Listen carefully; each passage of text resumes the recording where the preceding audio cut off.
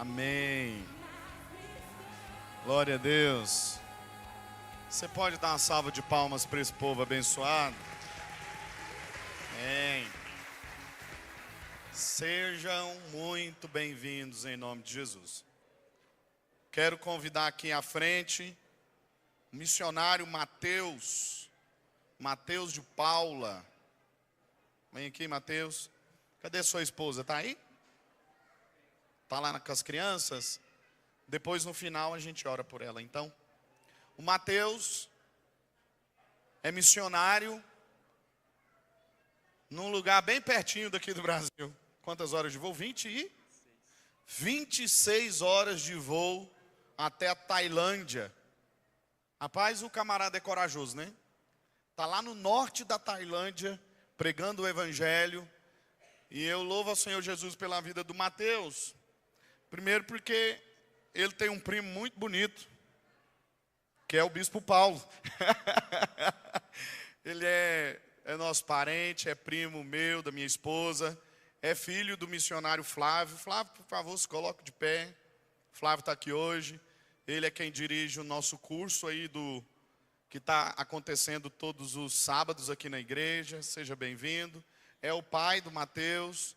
Hoje nós temos o privilégio de receber o Mateus aqui, porque o Mateus, quando estava no Brasil, era membro da nossa igreja lá no bairro Jardim Europa.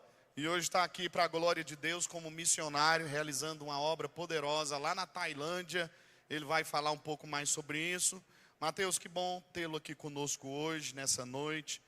Nós estamos num mês missionário aqui na igreja. Durante o mês de novembro, não só a igreja de Deus aqui no bairro Saraiva, mas todas as nossas igrejas na região sudeste está com essa pauta de missões. E que bom recebê-lo aqui hoje. Seja muito bem-vindo em nome de Jesus. Graça e paz, igreja. Para mim é motivo de muita alegria poder estar aqui, ver vários rostos conhecidos. E como o pastor já falou, a gente está trabalhando ali no extremo norte da Tailândia. Sempre brinco que é logo depois dos confins da terra, porque é longe demais. E tem sido bênção do Senhor poder servir a Jesus em meio aos povos. E hoje eu gostaria de contar um pouquinho para vocês, mostrar algumas curiosidades da Tailândia, trazer uma mensagem junto com isso, amém? Pode colocar os slides já. A gente mora no extremo norte da Tailândia, na última cidade da Tailândia. Nós fazemos já a fronteira com o Mianmar, né? Nós moramos numa região muito montanhosa e quando você atravessa as montanhas já está no outro país. Então nós recebemos muitos refugiados do Mianmar. Mianmar é um país que está em guerra aí há mais de 12 anos, em guerra civil. E muitas pessoas vêm do Mianmar para a Tailândia pelas fronteiras, atravessando as fronteiras ilegalmente. E vêm morar dentro da Tailândia. E eles moram dentro de laranjais, dentro de arrozais, eles moram escondidos, porque se o governo pega, deporta eles novamente. Mas eles preferem viver ali de uma maneira praticamente desumana, né? Uma maneira, trabalhos escravos, se subjugam a trabalho escravo. Eles preferem passar por isso do que voltar para o Mianmar, porque se eles voltarem para o Mianmar, eles correm risco de vida, podem ter que lutar pelo exército. Isso, pode passar. Esse é o povo bonito da minha família, né? As crianças são muito mais bonitas que eu, claro. Vocês podem ver aquela na direita ali, ó, nós estamos na última cidade da Tailândia, pode passar. E nós trabalhamos muito com refugiados ali. Então, as crianças que nós trabalhamos, as famílias que nós trabalhamos, são famílias que vêm do Mianmar para a Tailândia. Pode passar. Tailândia é um país budista, apesar disso não é um país perseguido. A perseguição acontece de uma maneira mais velada, onde é uma maneira mais moral, ela não acontece fisicamente, mas um tailandês que se converte, logo a família começa a repudiá-lo, deixa ele de lado, ele pode perder o emprego dele. Então, é de uma maneira mais velada, não existe a violência, né? 66 milhões de habitantes ali, e desses 66, aquele 0,3% ali representa mais ou menos 1 milhão de cristãos protestantes. Eu sempre trago de comparação a cidade de São Paulo, que ela sozinha tem 2 milhões de protestantes. Então, uma cidade de São Paulo tem o dobro de toda a Tailândia. A Tailândia é um país que precisa ser alcançado. ela se encaixa dentro dos países não alcançados, que é um país onde menos de 2% da população é cristã protestante. Nós acreditamos que se o país tiver pelo menos 2% da população protestante, ele é suficientemente capaz de evangelizar todo o restante do país. Então, quem sabe hoje não seja o dia que ele chama você para trabalhar ali conosco. Aquele rostinho que vocês viram ali é o rei da Tailândia, ainda é um país monarca. Apesar disso, o primeiro-ministro, ele toma praticamente todas as decisões do país, mas ele ainda tem um pouco mais de autonomia do que a rainha Elizabeth teria. Então, ele ainda tem um certo poder, ele ainda tem bastante honra, bastante voz ali dentro do país. Pode passar. Essas são algumas fotos da nossa região ali, é um país bastante idólatra. Todos os lugares que você vai, passando pela Tailândia, tem templos sendo construídos. Parece que cada semana constrói um templo novo, sempre novas imagens. E pra vocês terem ideia, esse último Buda à direita aqui, ele é 3 vezes maior que o Cristo Redentor. Ele tem 90 metros de altura. Pode passar. A nossa região tem bastante monges, e principalmente monges mirins. São muitos desses que vêm refugiados para a Tailândia. Como em casa normalmente eles têm apenas uma refeição ao dia, no templo eles podem comer 3 vezes ao dia. Então a família muitas vezes manda para o templo em busca de uma melhora de vida para aquela criança, em busca de bênçãos, e é dentro desses templos que essas crianças são abusadas, muitas delas são traficadas. A Tailândia é um país de tráfico sexual muito forte, então às vezes a família está mandando achando que está fazendo algo bom e nunca mais vê a criança. Ou então a criança passa por tantos traumas que a gente acaba perdendo aquela criança. Pode passar. Essa nossa região, a cidade de Mae Ai, onde nós moramos, é uma região bastante forte na agricultura, principalmente de arroz e laranja, e é no meio desses arrozais que eles fazem as suas casas, normalmente casinhas de bambu e palha. Então é uma região assim bastante pobre. Pode passar a foto. Aí vocês podem ver uma foto mais superior dali. Hoje nós estamos dentro de um vale, né? Hoje um vale de ossos secos, mas nós acreditamos que o Senhor vai soprar vida nesse lugar. Amém? Pode passar. A comida muito saborosa, muito deliciosa. Quem gosta de pimenta, é muito boa. De vez em quando, pode passar, temos umas coisas um pouquinho diferentes assim, para comer, para os seus irmãos não perderem muito o apetite. Esse último aqui é um ovo de galinha cozido, mas ainda está com um pintinho vivo dentro. Pode passar. Não aconselho muito comer, não. Estava brincando hoje, tem tanta coisa boa para comer, para que comer um negócio desse, né? Todas essas pessoas que vocês estão vendo na foto são pessoas que nós trabalhamos semanalmente, pessoas que todos os dias estão escutando sobre Jesus, estão aprendendo mais sobre Jesus. Pode passar. Nós estamos ali em meio a mais ou menos 9 etnias diferentes. Cada uma dessas etnias tem a sua própria língua. Na Tailândia se fala o tailandês, né? Nós chamamos de Thai. E na nossa região, que é a região norte, ainda se fala o Thai do norte. E cada uma das etnias fala a sua própria língua. Então nós estamos cercados por mais ou menos 7 a 9 línguas ali diferentes. É um dos obstáculos para que o evangelho avance. Apesar de a maioria entender Thai, essas senhorinhas que vocês veem na foto, elas falam só a língua do coração. Então, a gente tem um trabalho que nós fazemos com Bíblias em áudio. Existe um ministério que se chama A Fé Vem Pelo Ouvir. Esse ministério, ele distribui proclaimers. Dentro desses proclaimers, que é uma espécie de um radinho, tem mais ou menos 3 a 4 línguas que a Bíblia já está traduzida dentro dele. Então nós pegamos a Bíblia em Thai, norte, e na língua do coração do povo, e começamos a distribuir entre os vilarejos ali.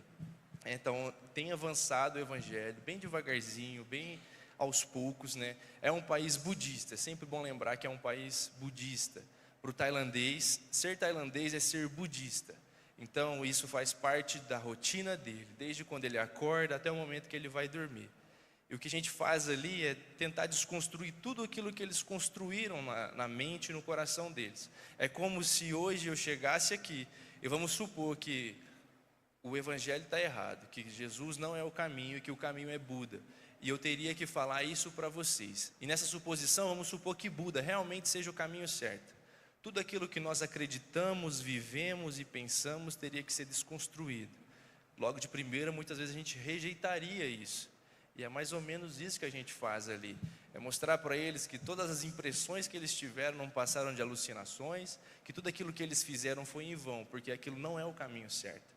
Então, de primeira, tem muita rejeição, mas aos poucos eles vão se convencendo. Jesus tem andado em meio às aldeias, o Espírito Santo tem falado ao coração dessas pessoas, e aos poucos, devagar, mas eles têm se convencido de que Jesus é o verdadeiro caminho. Essa menininha aqui nessa foto comigo, aqui à direita, aqui em cima, essa menininha aprendeu a orar junto conosco em uma das células que nós fizemos. Nosso trabalho, normalmente, você vai ver muitas crianças no nosso trabalho, as crianças sempre são mais soltas nas vilas, então nós pegamos elas, começamos a fazer um trabalho como de células com elas. A gente chama de células, mas é um mini culto, onde a gente canta músicas com elas, contamos a história bíblica, fazemos algumas perguntas, ensinamos elas a orarem, a agradecer, e depois a gente dá um lanche, brinca com elas, passa um tempo com elas. E isso é a porta de entrada para nós. Nosso objetivo final é chegar dentro da casa dela, dentro da família dela, e começar a ensinar a Bíblia ali junto com os pais. E essa menininha aprendeu a orar junto conosco ali na célula. Então, um dia de manhã, ela estava indo para a escola e ela estava com dor de garganta. E ela tinha aprendido a orar na célula. E ela fez uma oração simples: Jesus, eu estou com dor de garganta, me cura. Quando ela falou amém, a garganta foi curada.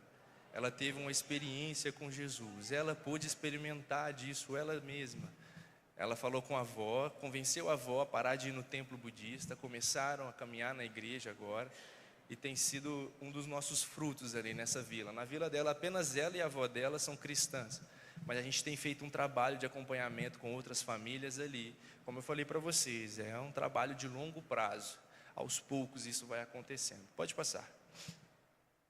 Esse é o nosso centro social. É um lugar estratégico para nós. Ele está no meio de uma região onde todas as vilas que nós trabalhamos podem se chegar até ali. Então, nesse centro social nós temos aulas de violão, aulas de inglês, aulas de artes, aulas de futebol. E depois de todas as nossas atividades, nós fazemos também a célula junto com as crianças que estão ali. E esse centro social, ele serve para dar uma perspectiva de futuro diferente para essas pessoas, para essas crianças, para esses adolescentes que estão ali conosco. Porque depois da 6ª série, eles são mandados de volta para casa, para começar a trabalhar nas lavouras. E o ciclo se repete, eles vão fazer filhos, para que até a 6ª série eles vão para a escola, depois para a lavoura, e isso vai sempre se repetindo.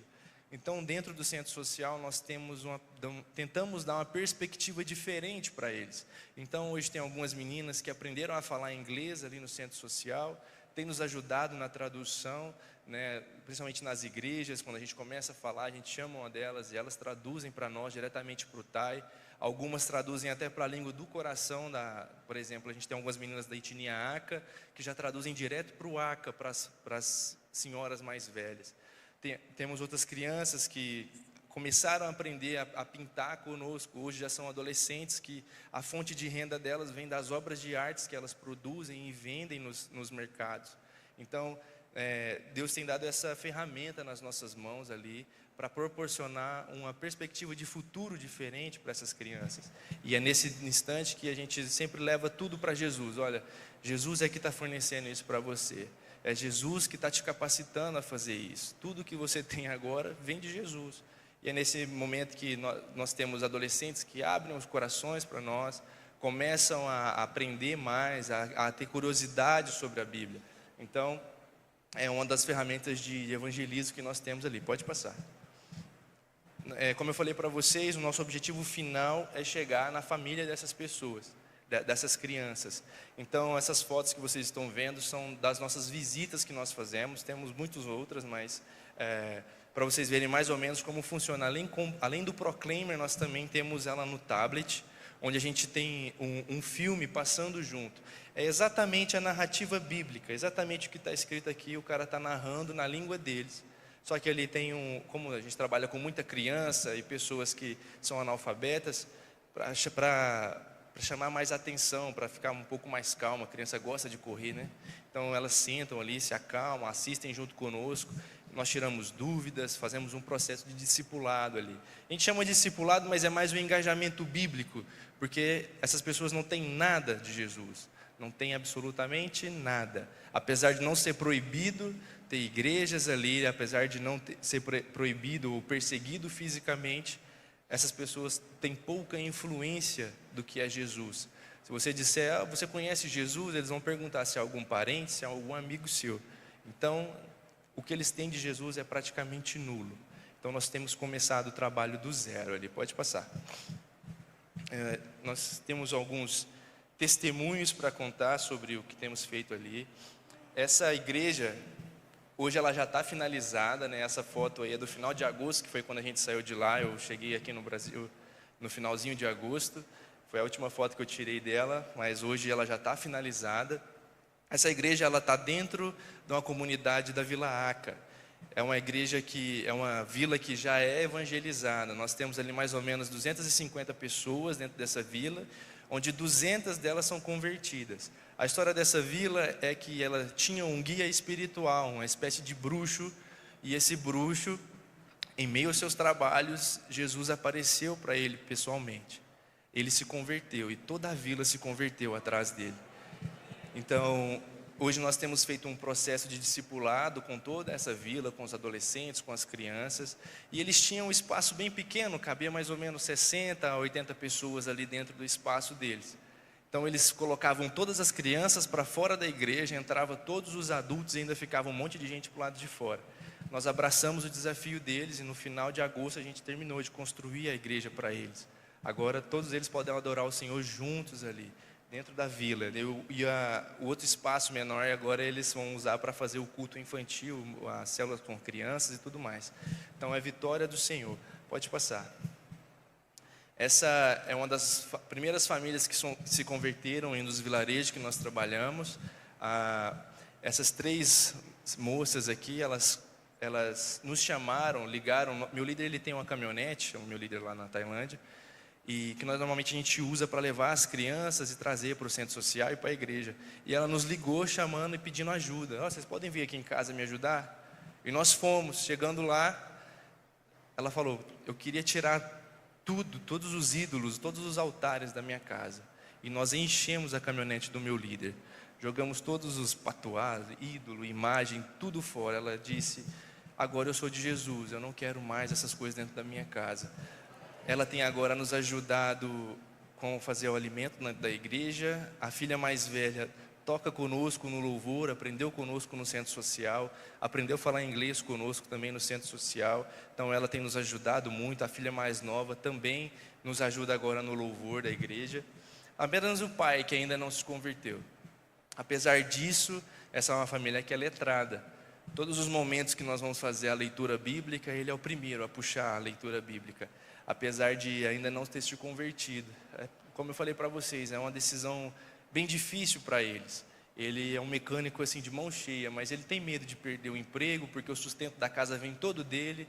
Ele tem medo de perder clientes, então ele fica receoso de aceitar Jesus e perder tudo aquilo que ele tem, né? Mas nós acreditamos que, principalmente por causa das leituras bíblicas e das coisas que ele tem vivido, como por exemplo, um dia essa moça, nós estávamos esperando ela para o discipulado, e ela estava pescando para fazer o jantar dela, e ela falou, Jesus, eu preciso voltar para o discipulado, me manda peixe. Ela falou amém, e ela pegou 2 peixes, ela estava pescando o dia inteiro e não pescou. Quando ela resolveu pôr Jesus na equação, aconteceu. É simples, mas é uma coisa que fortalece a fé deles. É algo para eles ver a mão de Jesus na vida deles, com das coisas mais simples às coisas mais complicadas. Eles podem ver o poder de Jesus. Então, nós acreditamos que é uma questão de tempo até que o Espírito Santo convença esse homem, amém? Pode passar. Essa senhora é uma senhora da etnia Palong. Vocês podem ver ali ao fundo como é as casas deles, que eu falei para vocês, né? Ela mora dentro de um laranjal. Nós fizemos um trabalho com ela há mais ou menos uns 6 meses acompanhando ela. E sempre nas narrativas bíblicas, o que chamava a atenção dela era que Jesus vinha até os pecadores, ele se assentava junto com eles, que Jesus curava. E essa moça, por morar dentro de um laranjal, e o laranjal ser bombardeado por agrotóxicos o tempo todo, ela tinha muitas feridas no rosto e nos braços. E nós sempre oramos por ela, ela sempre pediu isso: eu quero que Jesus me cure. E nós sempre oramos por ela e, vamos dizer assim, no início nada acontecia. Um dia nós fomos impedidos de entrar nesse laranjal. Foi a nossa primeira perseguição, vamos dizer assim. Nós nunca mentimos ou ocultamos que nós éramos crentes. E o dono desse laranjal chegou para nós um dia e falou: vocês são crentes? Então eu não quero mais que vocês entrem aqui, senão eu vou colocar essa família para fora. Gente, eles já não têm quase nada. E para eles não perder aquilo que eles tinham, nós resolvemos sair. Então ela começou a vir até a igreja. E uma das visitas que ela estava vindo, uma coisa peculiar dessa senhora, ela sempre falou tailandês, mas ela é da etnia Palong. Quando nós mostramos a Bíblia em Palong para ela pela primeira vez, ela deu um pulo de alegria, dizendo: agora eu posso entender Jesus em sua essência, na minha própria língua. E esse é o nosso objetivo, mostrar a palavra de Deus na própria língua dela. E ela sempre pedia oração. E um dia, a gente estava na igreja esperando ela chegar, e ela vem vindo com a moto, vem sorrindo, e ela vai chegando mais perto, e a gente começa a ver o rosto dela limpo, os braços dela limpos, porque Jesus curou ela. Ela desceu da moto cheia de alegria: olha só, Jesus me curou, Jesus me curou. E nós oramos ali, gratos ao Senhor por tudo aquilo que Jesus fez na vida dela. Tem ido à igreja, leva sempre a filha dela, está ali conosco. Nós estamos sonhando com o batismo dela. Ainda é um processo, é devagar, mas nós cremos que Jesus tem grandes coisas para a vida dela. Pode passar. Esse é um outro laranjal. Essa foi a primeira e a última foto que nós tiramos do laranjal, pelo mesmo motivo do outro. Essa família, elas moram num galpão do tamanho desse palco aqui. Mais ou menos 12 pessoas estão ali, né? Na foto não tem 12, mas mais ou menos 12 pessoas moram juntas nesse espaço. Para eles não perderem aquilo que eles quase já não têm nada, nós resolvemos sair. Mas essas menininhas, essas 3 menininhas, elas estão sempre conosco nas células da igreja e no centro social. E a curiosidade para nós é que essas menininhas, normalmente as crianças na Tailândia usam algumas imagens, alguns colares com imagens de monge, imagens de Buda. Essas menininhas nunca usaram. E um dia elas chegaram no professor da escola. A escola funciona de maneira integral. Então, no final da escola tem um momento cívico, onde eles vão cantar o hino do país, o hino da bandeira, o hino do rei e fazer algumas orações budistas. Essas meninas chegaram no diretor da escola e disseram: olha, nós somos de Jesus, nós não queremos mais fazer isso. E agora, no lugar das imagens, elas carregam uma cruzinha no peito, porque elas fizeram um compromisso com Jesus. Elas agora são de Jesus. Então, nesse dia nós fomos mostrar a narrativa bíblica para os pais dela. E o pai dela falou para nós: nós já conhecemos essa história, e nossa filha já contou para nós. Então, além das primeiras cristãs naquele lugar, são as nossas primeiras missionáriazinhas, porque elas mesmas estão pregando para a família delas. O pai dela disse para nós, né: olha, nós não podemos receber vocês mais aqui, mas as minhas filhas, elas podem continuar escutando, então eu vou sempre poder levar elas, porque eu sei que no final elas vão contar para mim o que está acontecendo. Então, tem sido bênção do Senhor essas ferramentas que o Senhor tem colocado nas nossas mãos, né? Ver crianças que muitas vezes a gente coloca, as crianças estão sempre correndo, bagunçando, e essas aqui não, estão ali prestando atenção. Então, falando de Jesus para os próprios parentes, para os próprios amigos, ali fazendo diferença na geração delas. Pode passar. Essa é a Pané. Essa senhora, ela é uma senhora que era muito triste, assim. Sempre que nós chegávamos perto da casa dela, a gente já ficava deprimido junto, assim. Ela exalava tristeza. E em uma das nossas visitas, né, nós descobrimos o motivo disso. Ela apanhava do marido, apanhava do filho, o filho roubava o dinheiro dela para usar drogas, e além disso ela era cheia de doenças, sempre uma senhora muito cansada, assim, muito triste. A gente chegava, a gente ficava chateado já. E em uma das nossas visitas, a gente já estava preparado, né, já chegamos assim, cambaleando, já assim, perto dela. E ela sai de casa com um sorriso de orelha a orelha, a gente sem entender, né? Pela primeira vez ela chamou a gente para entrar dentro de casa, o que a gente sempre fazia do lado de fora. Tailândia é muito quente, gente, é 35, 40 graus todo santo dia. Então, a gente prefere até fazer do lado de fora mesmo de casa, porque é muito quente. E esse dia ela chamou, ela fez questão que a gente entrasse na casa dela. E quando a gente entrou, nós sentamos e ela disse: Jesus me visitou ontem. Ela não soube explicar muito bem, mas ela disse: olha, um homem de branco veio até a minha casa. Na Tailândia, normalmente eles vão cumprimentar, eles juntam a mãozinha aqui e dão um sawadee krap. Se é um rei, como vocês viram ali, eles praticamente se dobram, se deitam no chão. E ela não sabe dizer. Esse homem não se apresentou para ela, mas no coração dela ela entendia que ela precisava se prostrar. E ela se prostrou diante dele. Esse homem tocou o ombro dela e o coração dela se encheu de paz naquele mesmo instante.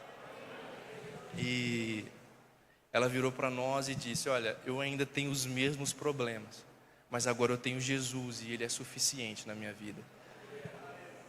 E ela virou ainda uma cristã daquelas arretada, forte, assim, poderosa. Ela estava na casa dela, lavando a louça dela. Na Tailândia as cozinhas são abertas. E ela estava ali lavando a louça e o vizinho passou. E ela estava conversando com Deus. Ele falou para ela: olha, você virou crente, você ficou doida agora, está conversando sozinha? E ela falou: não, estou falando com meu Deus, porque meu Deus, Ele veio até mim, Ele fala comigo. Você pode continuar lá orando para a sua estátua, que não vai fazer nada por você, porque meu Deus, Ele me visitou e Ele veio até mim. E ela tem ido à igreja junto conosco. O marido parou de bater nela, porque nós fazemos visitas frequentes, então o marido parou de agredir ela. Um amigo nosso falou que Jesus deu descanso para ela, porque a polícia prendeu o filho dela, parou de bater e roubar a veinha, tadinha. E ela começou a ir à igreja, a frequentar os cultos junto conosco, e no final desse ano, pela glória de Jesus, nós vamos batizar ela. Pode passar. Esse é o Lum Suei, sorrisão bonito dele aí, ele escutando a Bíblia pela primeira vez. Vocês podem ver ali na foto à direita ali, ele segurando um dos proclaimers. Esse senhor, nós soubemos a notícia dele, ele estava acamado já fazia 4 meses, no início do ano. Na nossa primeira visita, Jesus levantou ele da cama. Ele tinha sofrido um AVC e Jesus levantou ele da cama. Então, nós temos caminhado junto com ele, né, sempre incentivando, lendo a Bíblia junto com ele, incentivando a ele a tomar uma decisão por Jesus. Porque do lado da cama dele, onde está deitado, tem várias imagens, várias fotos de monte. E com ele a gente tem um pouco mais de liberdade. Eu sempre falo: olha, o que essas imagens fizeram por você? O que essas estátuas fizeram por você? Porque quem te levantou da cama foi Jesus. É um momento assim, sempre de reflexão com ele, né? E de muita calma, vamos dizer assim. Mas nós acreditamos que em pouco tempo o Espírito Santo vai convencer ele que Jesus é o caminho e a verdade. Então, orem por ele. Ele é um senhor muito querido, precisa das nossas orações. E ele tem aberto assim, a casa dele, a família dele tem se disposto a estar junto conosco, a andar junto conosco. Cremos que é uma questão de tempo até que ele se converta também. Pode passar. Esse é o pão, mas para que o pão eu vou deixar para o final, para que tudo isso não fique só nas minhas palavras. Eu gostaria de ler com os irmãos Lucas 15.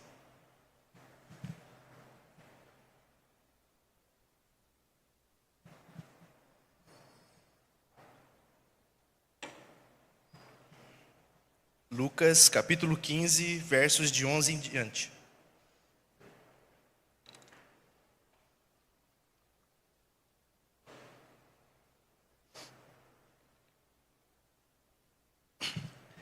Minha versão diz o seguinte: Jesus continuou: um homem tinha 2 filhos. O filho mais jovem disse ao pai: quero a minha parte da herança. E o pai dividiu seus bens entre os filhos. Alguns dias depois, o filho mais jovem arrumou suas coisas e se mudou para uma terra distante, onde desperdiçou tudo o que tinha por viver de forma desregrada. Quando seu dinheiro acabou, uma grande fome se espalhou pela terra e ele começou a passar necessidade. Convenceu um fazendeiro da região a empregá-lo, e esse homem o mandou a seus campos para cuidar dos porcos. Embora quisesse saciar a fome com as vagens dadas aos porcos, ninguém lhe dava coisa alguma. Quando finalmente caiu em si, disse: até os empregados de meu pai têm comida de sobra, e eu estou aqui morrendo de fome. Vou retornar à casa de meu pai e dizer: pai, pequei contra o céu e contra o Senhor, e não sou mais digno de ser chamado seu filho. Por favor, trate-me como seu empregado. Então voltou para a casa de seu pai. Quando ele ainda estava longe, seu pai o viu. Cheio de compaixão, correu para o filho, o abraçou e o beijou. O filho disse: Pai, pequei contra o céu e contra o Senhor, e não sou mais digno de ser chamado seu filho. O pai, no entanto, disse aos servos: Depressa, tragam a melhor roupa da casa e vistam nele. Coloquem-lhe um anel no dedo e sandálias nos pés. Matem um novilho gordo. Faremos um banquete e celebraremos, pois este meu filho estava morto e voltou à vida. Estava perdido e foi achado. E começaram a festejar. Enquanto isso, o filho mais velho trabalhava no campo. Na volta para casa, ouviu música e dança e perguntou a um dos servos o que estava acontecendo. O servo respondeu: Seu irmão voltou e seu pai matou o novilho gordo, pois ele voltou são e salvo. O irmão mais velho se irou e não quis entrar. O pai saiu e insistiu com o filho. Mas ele respondeu: Todos esses anos tenho trabalhado como escravo para o Senhor e nunca me recusei a obedecer às suas ordens. E o Senhor nunca me deu nem mesmo um cabrito para festejar com os meus amigos. Mas quando esse filho volta, depois de desperdiçar o seu dinheiro com prostitutas, o Senhor comemora matando o novilho. O pai lhe respondeu: Meu filho, você está sempre comigo e tudo o que eu tenho é seu. Mas tínhamos de comemorar esse dia feliz, pois seu irmão estava morto e voltou à vida, estava perdido e foi achado.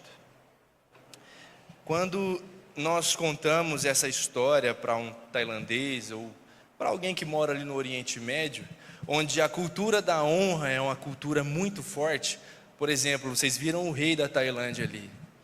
Eles não gostam daquele rei, ele é um dos reis mais odiados que a Tailândia já teve, porque ele não mora na Tailândia, ele não segue as tradições budistas. Então, apesar deles não gostarem daquele rei, eles ainda o honram por quem o pai dele foi e por quem ele é e a posição que ele exerce.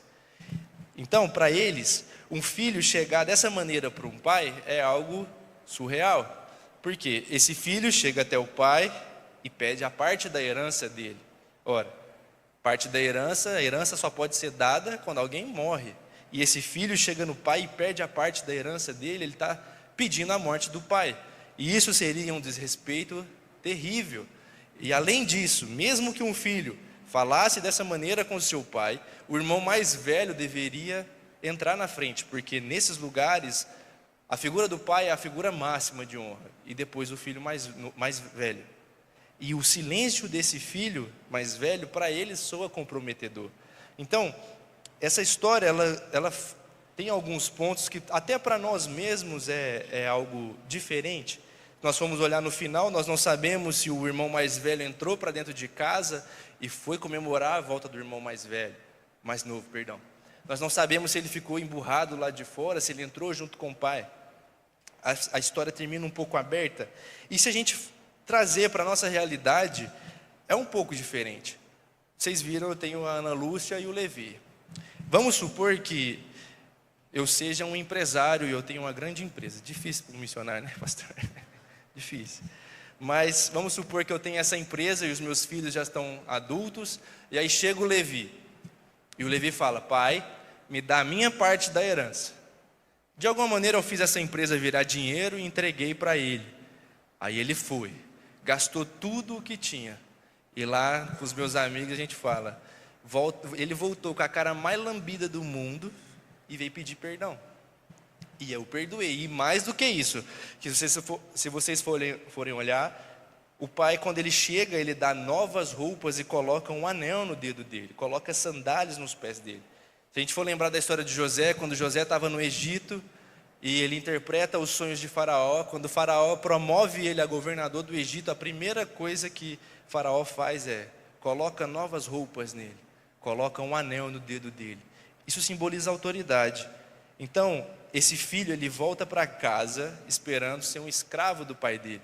Mas antes que ele pudesse terminar de falar, o pai devolve a autoridade de filho para ele, colocando um anel no dedo dele, vestindo novas roupas nele.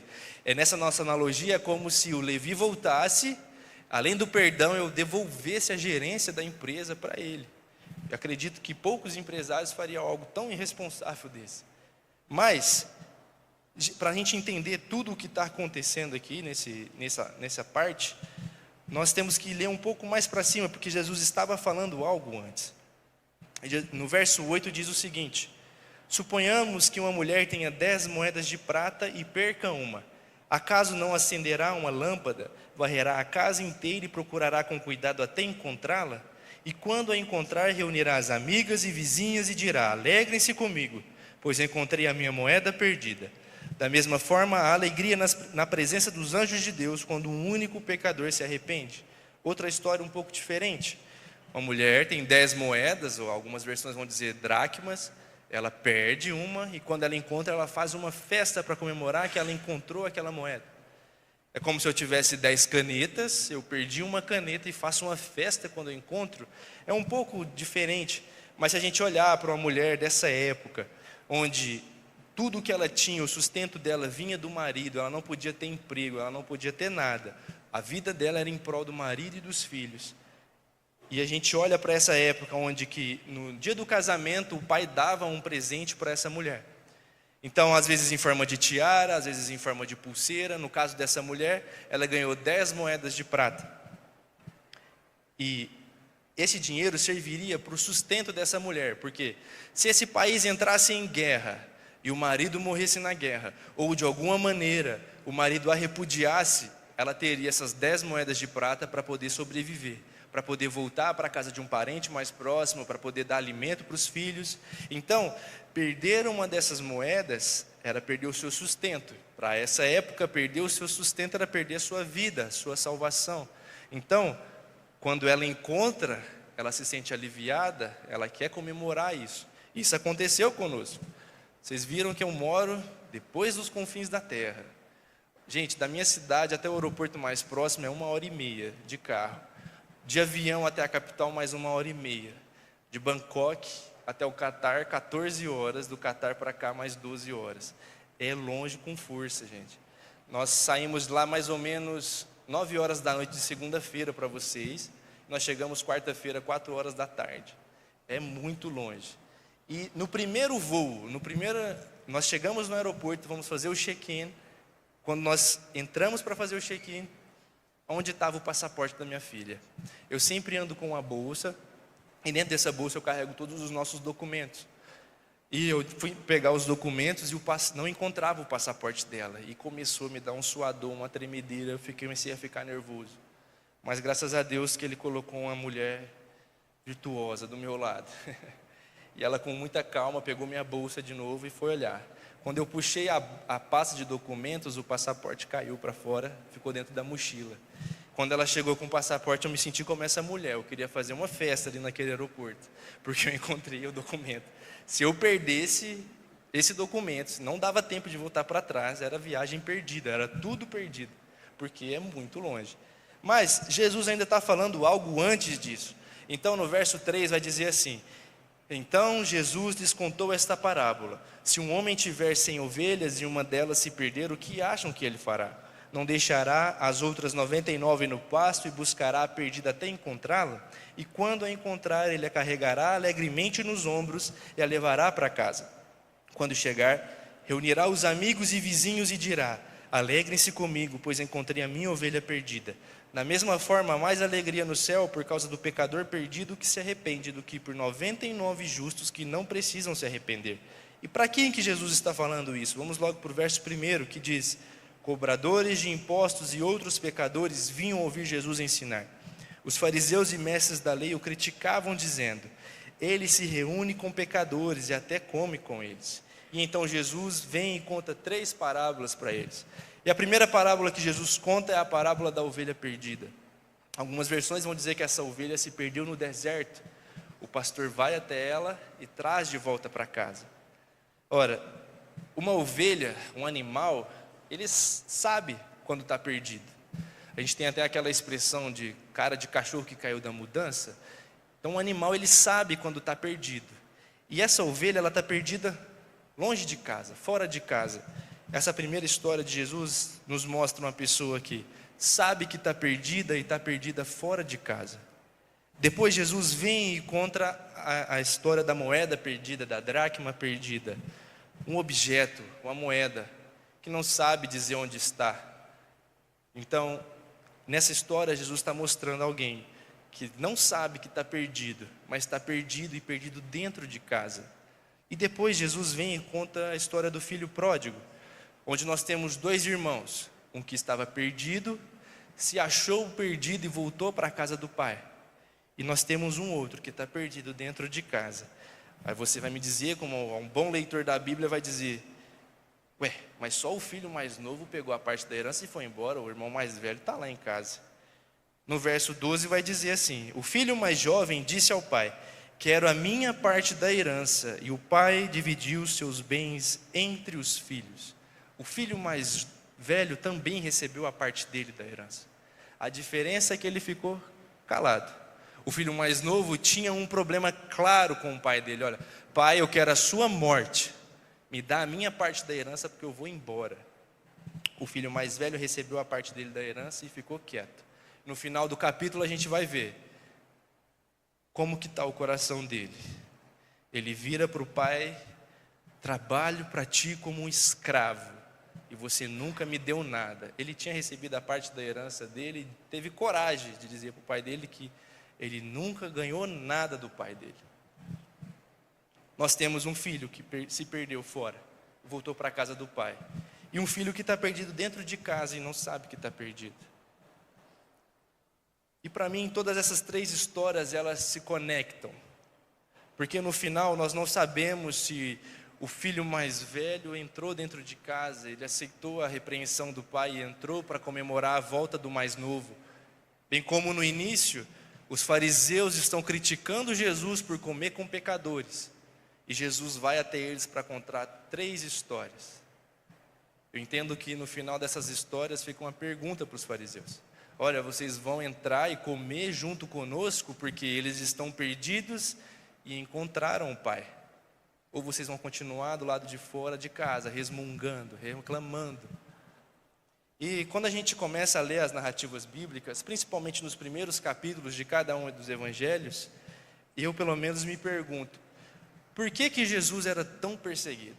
Poxa, Jesus fazia pescas maravilhosas, andava sobre as águas, acalmava a tempestade, multiplicava o pão, o peixe. Jesus curava e Jesus perdoava. Por que os fariseus começaram a perseguir Jesus se tudo que Jesus fazia era bom? O problema dos fariseus com Jesus é quando Jesus começa a perdoar adúlteros, começa a perdoar ladrões, quando Jesus começa a curar leprosos. Vocês vão lembrar que no Velho Testamento os leprosos são colocados para fora do arraial. Eles fizeram alguma coisa que não deveria ter feito, se contaminaram e foram colocados para fora. E aí Jesus vem, cura e traz eles de volta para dentro do arraial. Jesus perdoa o pecado dos pecadores que vão até Ele. E quando Jesus faz isso, eles colocam essas pessoas no mesmo nível dos fariseus. Para o fariseu, muitas vezes pelo seu zelo, pelo excesso do zelo pela lei do Senhor, muitas vezes eles não odiavam apenas o pecado, mas odiavam o pecador junto com ele. Então era importante, de certa maneira, para os fariseus ter o pecador ali. A gente vai lembrar de uma das histórias que Jesus conta, que o fariseu orava de si para si mesmo, dizendo: Senhor, obrigado porque eu não sou como aquele pecador. Era importante para os fariseus que houvesse aquele pecador, porque assim a hipocrisia do coração deles ia parecer bem pequena, perto de um pecado de adultério, perto de um pecado de um ladrão. Às vezes a minha hipocrisia, aquele pecado que está lá dentro do meu coração escondido, a minha inveja, a minha fofoca, a minha ira, parece bem pequena quando eu olho para um país onde eles se adoram a imagens, eles adoram outros deuses, parece bem pequena. Mas se eu posso dizer algo para vocês hoje é que a sinceridade de um pecador ofende muito menos a Deus do que a hipocrisia de um santo. O Senhor não está preocupado com isso. E em todas essas histórias, nós temos alguém que está perdido fora e que encontrou casa, e alguém que está perdido dentro de casa. Eu era como essa moeda perdida aqui. Estava dentro de casa, como o pastor falou, estava lá no Jardim Europa, dentro de casa, mas perdido, sem saber para onde ir. Porque algumas coisas que aconteceram comigo, que me machucaram profundamente, eu depositei todas elas em Jesus, coloquei a culpa em Jesus. e me frustrei com ele. Mas um dia ele se revelou a mim pessoalmente, dizendo: olha, tudo isso não tem a ver comigo, isso não é quem eu sou. E foi ali que eu pude ver a face do Pai e entender que eu estava perdido, e perdido dentro de casa. Eu nunca fui de fazer aventuras no mundo, mas estava perdido dentro de casa, sentado no banco da igreja, mas meu coração não estava ali dentro.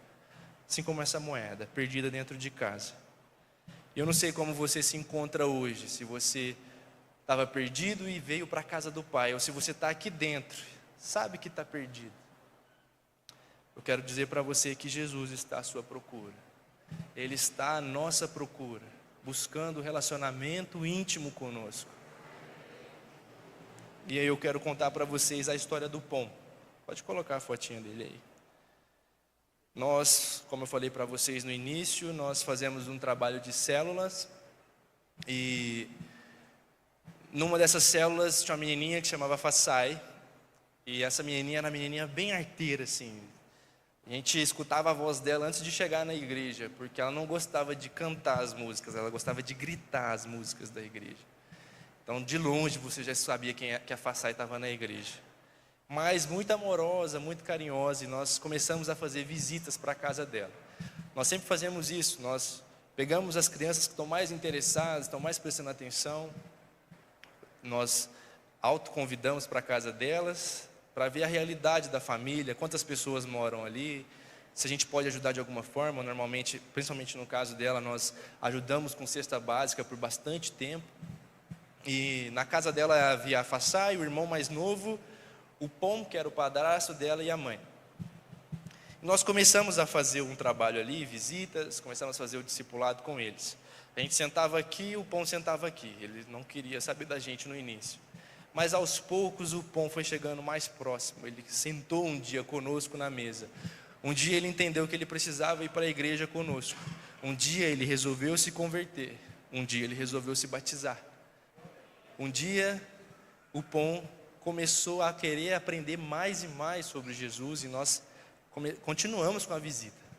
Mas na Tailândia tem um mal muito grande. Aqui no Brasil, apesar disso não ser bom, mas vamos dizer, bem entre aspas, que o normal é que um pai abandone a sua casa. Na Tailândia é o contrário, é a mãe que abandona a casa. Ela conseguiu um emprego em outra cidade e deixou o Pom com as duas crianças. O Pom tinha câncer. E começou a ficar difícil a cuidar das duas crianças. Então ela mandou alguém vir buscar o filho mais novo. Mas a Fassai ainda estava na escola, então ela continuou na escola, ela e o Pom, que não era pai dela, era padrasto dela. Mas continuamos o trabalho ali. Nós sabíamos que o Pom estava doente e nós sempre oramos por ele. Um dia, nas nossas visitas, o Pom chegou para nós com uma cruz de madeira feita por ele mesmo. A gente sem entender, de início: que isso, Pom? Por que você está entregando isso para nós? Ele disse: eu vou morrer. Aí, como um bom crente: não, você não vai morrer não, Jesus vai te curar. Ele é poderoso para fazer, porque é impossível para nós, mas é possível para ele, amém? Amém. Mas o Pom disse: não precisa. Eu vou morrer, eu já sei disso, e eu vou morar com ele. Eu só fiz essa cruz aqui para que vocês coloquem em cima do meu caixão, para que todo mundo nessa vila aqui saiba que eu sou de Jesus e eu fui morar com ele. Gente, não é bacana ser tailandês e ser cristão. Essa decisão do Pom, ela foi uma decisão muito forte para nós ali. Estava explicando para o pastor outro dia lá em casa que a Tailândia, eles pensam mais na morte do que na vida deles. Eles chegam a uma determinada idade e eles começam a olhar para a morte deles. Eles olham para quem vai cuidar do corpo deles, quem vai velar eles, quem vai ter condições financeiras para cuidar da morte deles. E todos os templos são subsidiados pelo governo, mas as igrejas não. Então, da igreja que o Pom estava indo, era uma igreja bem pequenininha, não tinha condições de enterrá-lo e nem de cremá-lo. Então nós precisamos pedir ajuda para outras pessoas. E isso é algo que às vezes impede o evangelho de crescer. Porque as crianças começam a crescer dentro da igreja, mas quando elas chegam a certa idade, elas começam a pensar no futuro, na morte delas. Elas veem que a igreja não tem condições, elas saem da igreja e vão para o templo budista. Então é um dos desafios que nós temos ali, e precisamos de oração. Mas o Pon não se importou com isso. Antes de falecer, ele pagou todas as dívidas dele, vendeu as coisas que ele tinha e pagou as dívidas dele. Deixou um pedaço da herança para a filha que nem era dele.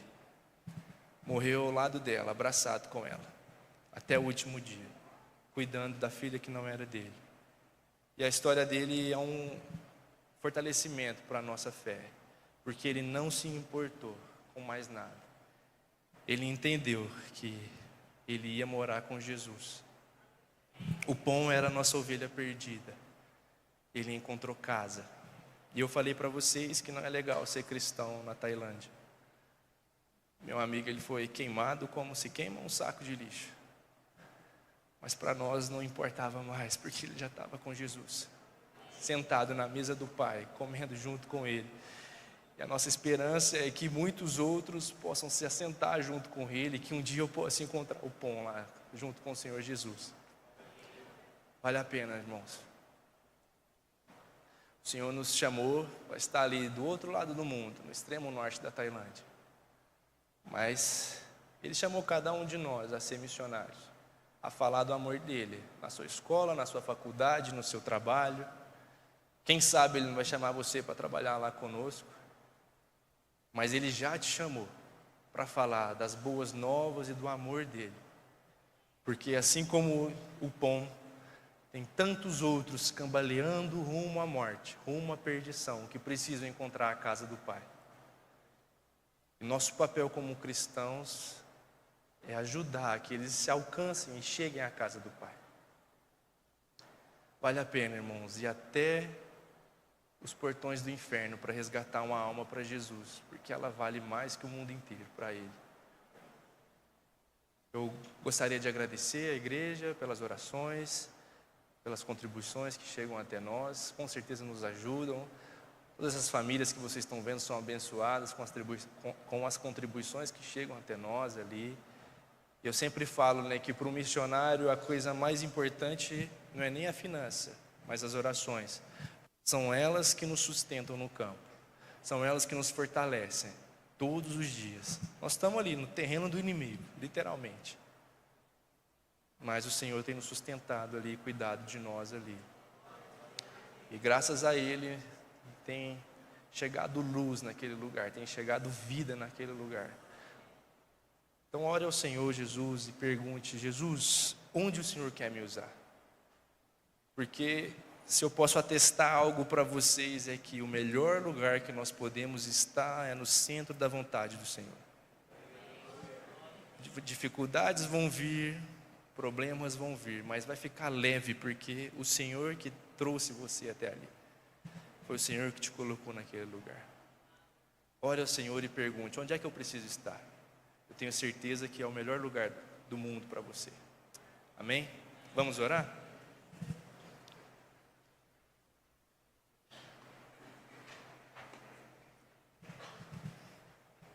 Jesus, obrigado, Pai.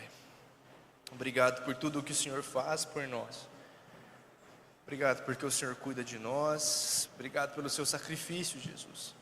Nos ajuda, Pai, a olhar para o teu sacrifício todos os dias e valorizá-lo, Pai.